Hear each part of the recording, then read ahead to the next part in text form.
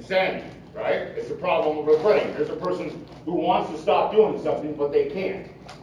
Can't control what they think, therefore they can't control what they do.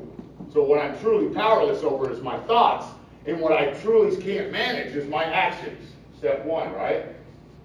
Completely powerless over that first thought, because that I never saw the pipe, the needle, the bottle, the pill come floating through the air and magically land in my body. No, I had to have the thought that I was going to do it and then act upon that thought. And even though I made decisions that I was not going to do that, I'm completely powerless when that thought comes and says, hey, you know what would be a good idea? Let's go do this again. And I find myself doing it again even though I didn't want to, so therefore my actions are completely unmanageable. So the doctor says that we believe, and so suggested a few years ago, that the action of alcohol on these chronic alcoholics is a manifestation of an allergy. That the phenomenon of craving is limited to this class and never occurs in the average tipper drinker. So like I said, it never occurs in the normal person, not even once. So if you've ever experienced it even once, then you suffer from this disease. And these allergic types can never safely use alcohol in any form at all. What are other forms of alcohol?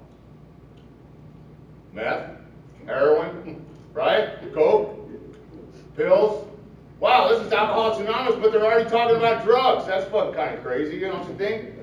Alcoholics Anonymous book, but they're already talking about drugs. So I can never safely use any mind-altering substance, basically, right? And it says, once having formed the habit and found they cannot break it, once having lost their self-confidence. What is he talking about? How do we lose our self-confidence? What I believe he's talking about, the self-confidence that I lose, is that I'm the ability to stop on my own. I lost my own self-confidence that I can stop doing this. So I lost, there's the power that I can do it on myself, right? I lost that. What's the next thing he says that they lose? Their reliance upon things human. What are my reliance upon things human that have failed me in my attempts to stop? My mother, my sister, my wife, my kids. I tried to stop for them, couldn't do it, right? Those are all human things that I had a reason to stop for and couldn't do it. That's what I believe they're talking about right there. So once I've lost my own self-confidence, once I've lost my reliance upon that the doctor can help me, that my mom can help me, that my sponsor can help me, what does he say happens next? Their problems pile up on them and become astonishingly difficult to solve. Frothy emotional appeal seldom suffices. What do you guys think frothy emotional appeal is? I know we all have our own definitions of what we think these words mean, but I like to look them up in the dictionary because I want to know what the author is actually talking about, because if I want to know what they're talking about, right? If I have my own idea what they're talking about, I'm missing the message. So I look it up. Frothy emotional appeal says, what families and loved ones say to an addict or an alcoholic to get them to stop drinking or using drugs. So this doctor is witnessing what he's seen. He's witnessed thousands of wives, mothers, children, fathers, begging with these people to get them to stop, and he's saying, it seldom works. Never works, right? He said, the message which can interest and hold these people must have depth and weight. In nearly all cases, their ideals must be grounded in a power greater than themselves if they are to recreate their lives. Again, another word, ideals. I'm sure you all have your own idea of what ideals is, right? I look it up in the dictionary because I want to know what the author's talking about. Ideals is a person or thing perceived as perfect. So let's read it again like that. If I am to recreate my life, a person or thing regarded as perfect must be grounded in a power greater than myself if I am to recreate my life. And what that tells me is, I don't care if you're an alcoholic, a drug addict, or if you're just a person who's unhappy with their position in life. Who got you to where you are at that time? I did, right? All the things that I made decisions in my life, all the things that I felt I should react to in my life, caused me to be where I am. If you're happy there, fine. You don't need to change nothing. But if you're not, you need to change the way you think and the way you act. But you don't know how, right? Because you only know how to think and act the way you know how to act. So basically what I do and what I tell my sponsees to do in step 2, I have them write down all the qualities they would want in a best friend. They write them all down, all the characteristics, right? And I tell them, there's your God. Make yourself more like him. If you're able to do what that person would do in every second of your life, you're not doing what you would do, and therefore you're going to change the way you live your life, and your position in a year from now, 10 years from now, is going to change. You're not going to be in the same place you are today. But if you do what you want to do, nothing's going to change. 10 years from now, you're going to be exactly where you are today. So like I said, even if you're not an addict and alcoholic, and if you just want to change your life, this shit works, right?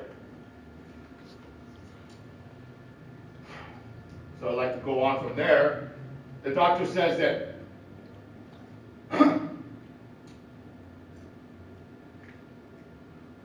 the men have cried out to me in sincere and despairing appeal. Doctor, I cannot go on like this. I have everything to live for. I must stop, but I can't. You must help me. And the doctor says, faced with this problem, if I am honest with myself, I totally feel inadequate. Right? He says, I may sometimes feel inadequate. Why does he feel inadequate? Although I've given all that is in me, this is a psych doctor, right? It's often not enough. And what he says that we need up here, he says that this cycle that we go through is repeated over and over again unless this person can experience an entire psychic change. So what I realize now, the doctor tells me I need a psychic change. And I realize that I can't get it for myself because I've tried. My mother, my wife, my children can't give it to me. And now the doctor's telling me that he can't give it to me. Because he says, one feels that something more than human power is needed to produce the essential psychic change. Would I need a psychic change if I wasn't insane? That psychic change is basically a restoration of my sanity. So step one, if I've done it correctly, I must admit that I'm insane. And what makes me insane is I can't control what I think, and therefore I can't control what I do. A person that can't control what they think and they do is insane. And the doctor, why does he say that something more than human power is needed? Now remember, this guy has no idea about the program and how we need to adopt a higher power. He's not talking about God or nothing right there. What he's saying is, I'm only human and I can't do it. And I've seen what these families and loved ones try to do for these people. They're only human, they can't do it. I've seen what these people try to do for themselves. They're only human, they can't do it. This is not a religious man. He's just saying, I've witnessed everything that there power that there is human to produce this psychic change, and it doesn't work. Right? So then later the book goes on to tell me on page 23, it says, these observations would be academic and pointless if our friend never took the first drink, thereby setting the terrible cycle in motion. What's the terrible cycle? I take the first drink, I have the allergic reaction, or I take the first drug, I have the allergic reaction, now I can't stop, right? Phenomenal craving kicks in, the allergy is enacted, and now I can't stop, right? So therefore, the main problem with the alcoholic centers in his mind rather than his body. So what the problem is in my mind, right? Because if I never take that first drink or that first drug, I'm never going to experience an allergic reaction. I'm always going to be allergic the rest of my goddamn life. But my problem is I'm going throughout my day and I have this obsessive thought that keeps coming and telling me to go do it all the time when I don't want to. And it's driving me nuts. It's driving me crazy, right? Or I'm doing it even though I didn't want to. So I'm insane. And then the next page, it goes over on page 25. It says, if you are seriously alcoholic as we were in a position where life was becoming impossible. Why is life impossible? I can't control what I think and what I do, right? My life's a fucking wreck. And if we had passed into the region from which there is no return through human aid, right? If we can recognize what's the human aid, the doctor, the family, the loved ones, myself. If I pass in that return when none of those things can help me, we had but two alternatives. So the first alternative is what they're going to give you, right? The first alternative is to go on to the bitter end, blotting out the consciousness of my intolerable situation the best I can. Why do they say that? What I believe is that you've seen a lot of people come in here having to commit suicide, right? You've seen a lot of people having to stuff their gun in their mouth or wanting to die when they come in here, right? I was just like that. I didn't ever try to commit suicide, but I sure as hell didn't give a shit if I lived or died, and I did a lot of crazy shit that could have got me killed, but I didn't care. People would pull a gun on me or threaten to kill me, and I'd be like, threaten me with a good time, let's go, but I ain't going by myself. You're going with me, you know? Because I didn't care if I died, right? The reason why I didn't care if I died, because I had that honest look at what my life is like from using or drinking. And if we ever have that honest moment, which a lot of us had, we don't want to lie. I don't want to live, right? My life sucks so bad, there's no reason to live. So the only way I can go on and not want to kill myself every day is to tell myself it's not that bad. Blot out of my consciousness my intolerable situation. That's exactly what I think they're talking about right there. And what's the other one? What's my other option? To accept spiritual help. Right? So now I realize, okay, I need this psychic change because I'm insane. I can't get it through human aid. The only way I can get it right now is to accept spiritual help. Step 2, came to believe that a power greater than myself could restore me to sanity. And step 2 is where I accept that spiritual help. All right?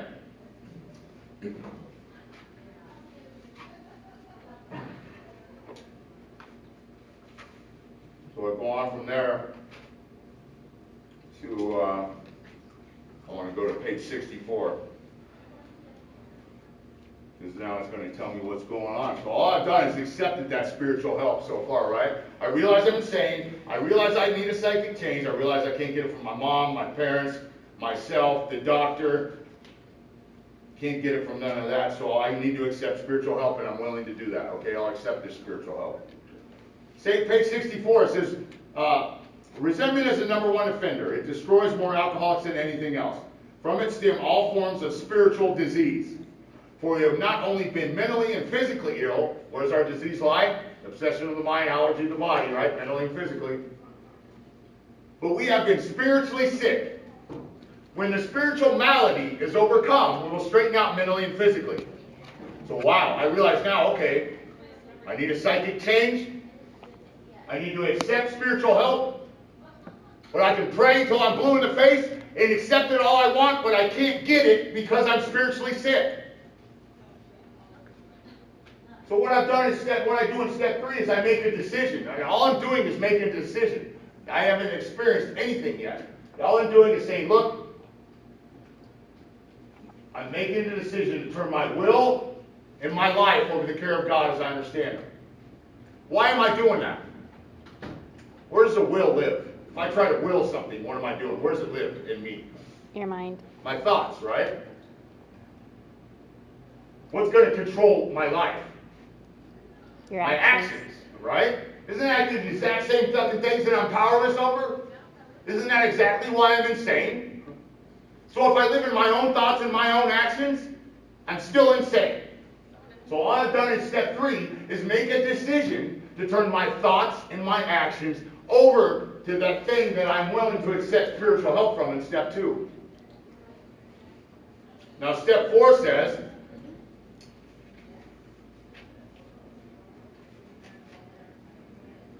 well, I really started to get into it, right?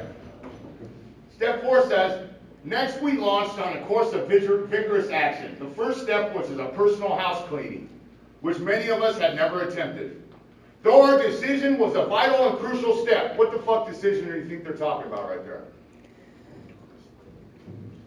Turn your will over to God. Step 3, right? So that decision that I made to turn my thoughts and my life over to the care of God as I understand Him was a vital and crucial step. They say it right here in the book. It could have little permanent effect unless at once followed by a strenuous effort to be faced and to be rid of the things within ourselves that have been blocking us. Blocking us from what? Your higher power. So all I've done in step 3 is make a decision to turn my thoughts and my actions over to the care of God.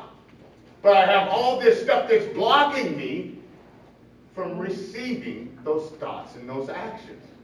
I can make the decision all I want, but until I've done 4 through 10, removed everything that's blocking me, in practice 11, what does 11 say? Sought through prayer and meditation to improve my conscious contact with God as I understood Him, praying only for what? Knowledge of His will for me and the power to carry that out. All I'm doing in 11, when I'm asking for that direction, is carrying out the decision I made in step 3. Right? So if I'm praying and I'm asking God, what should I do today? Because I want to do what you want me to do, not what I want to do, because that's where my sanity lies. And if I'm not meditating and receiving the answer, I'm pretty sure I'm still running on self-will and not His. So all I've done in step 3 is make a decision to turn my thoughts and my actions over to the care of God. 4 through 10, I remove the shit that's blocking me, so when I ask for direction, I can receive it in meditation. Because now I can get a clear answer of what I should do today, right? As step 11 says, when I wake, I think about my 24 hours ahead, and I ask for direction. And I meditate and I wait for the answer. Now, if you haven't thoroughly done 4 through 9 and continue to do step 10, when you meditate and wait for the answer in 11, you're going to have shit that's blocking you and you're not going to get it.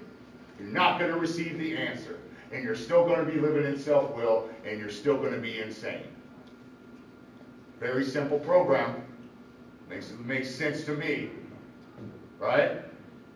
If I live in my own thoughts and my own actions, that's why my life's fucked up. So I need to find out what God's thoughts are for me and practice them and carry them out. But I can't hear Him telling me what I should do if I have this shit blocking me. Step 12 is simple.